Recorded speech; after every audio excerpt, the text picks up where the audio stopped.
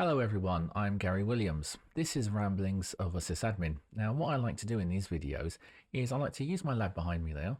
I like to come along with a nice strong cup of tea and talk about or ramble about a particular topic. Now today what I want to ramble about is Facebook and the recent Facebook outage and more to do with single points of failure, including an incident that occurred to me many years ago. So let's get into it and I hope you find it useful.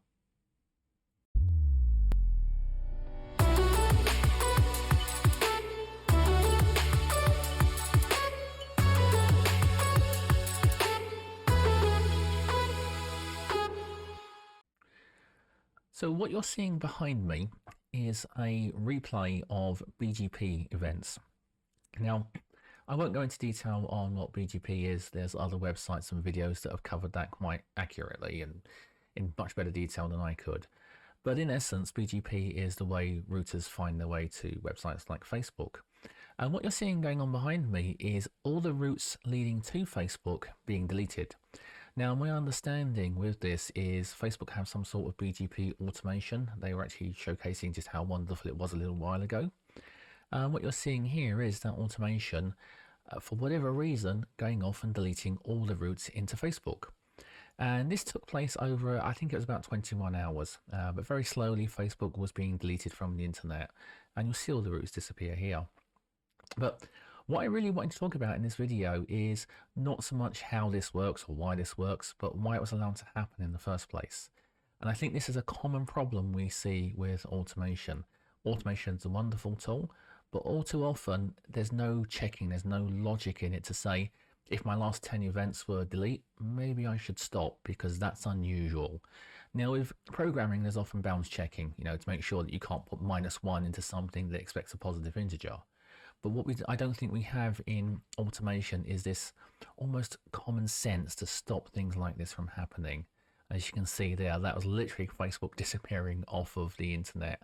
Now, this is on Twitter. It's by a guy called G. Greg, and it's worth looking at his tweets or look at the Facebook down hashtag. Absolutely fascinating stuff.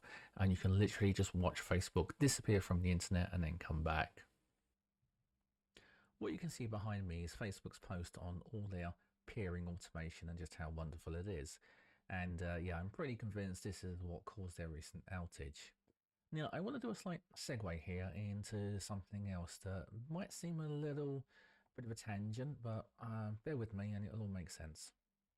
This video is on YouTube and it's called Children of the Magenta Line, and it's about aviation.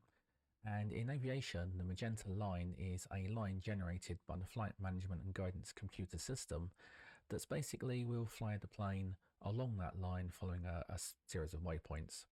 Now, the section of the video doesn't actually refer to that, but it refers to something that's become known as an automation dependent culture. It's worth having a listen to what this gentleman, a guy called Warren Vanderberg, says about training new pilots. This captain doesn't know it, but he will hit this guy if he doesn't do something, okay? So he does the noise abatement departure. This is in the levels simulator. Levels off at 5,000 feet. He's coasting out toward the beach. He hooks up his autopilot and auto throttles. That's great. He's got them hooked up. Now watch what this captain I trained does when he sees that MD-80. He goes, oh, look at that. Give me vertical speed up right now, and give me flight level change. No, get the altitude window up. Now give me flight level. I'm sitting on my jump seat going, I am so sorry. I did not mean to make you like this. I mean, I really didn't. See? I didn't. I never would have thought a guy would have tried to use an autopilot to avoid a midair. So those last few words, I never thought I would have seen a pilot use an autopilot to avoid midair. What he's talking about is this pilot that he's been training has tried to avoid a midair collision in the simulator by using the autopilot, rather than going back to full manual control and flying the plane away from the potential midair. And it's an interesting comment because the pilot in this instance is using the automation to avoid a problem. Now, does this sound familiar?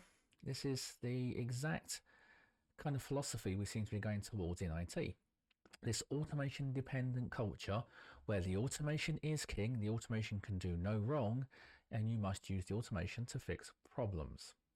Now, don't get me wrong, there is absolutely nothing wrong with automation. But what we seem to have is something Richard Feynman called a failure of imagination. Now, he used this term when he was investigating the Space Shuttle Challenger disaster. And basically, he meant that as a failure to understand the sorts of problems that can occur from certain failure modes. And it's very easy to say, okay, the automation failed this time, but we know what it is, we'll go fix it. This rapid iterative design approach. Oh yes, it broke, but we'll go fix it. The problem is that when you have that type of attitude and when you have that type of failure of imagination to not think that this automation is going to hurt you rather than help you, when you have that, you wind up with what Facebook got, which is this ability for the automation to completely destroy you. Now, I can't believe I'm actually going to cite Arnold Rimmer on something related to automation here, but in this clip from season 2 of Red Dwarf, an episode called Better Than Life, he's absolutely right. This is the automation that we have today. They only do what you tell them to. Ah, but they don't, do they?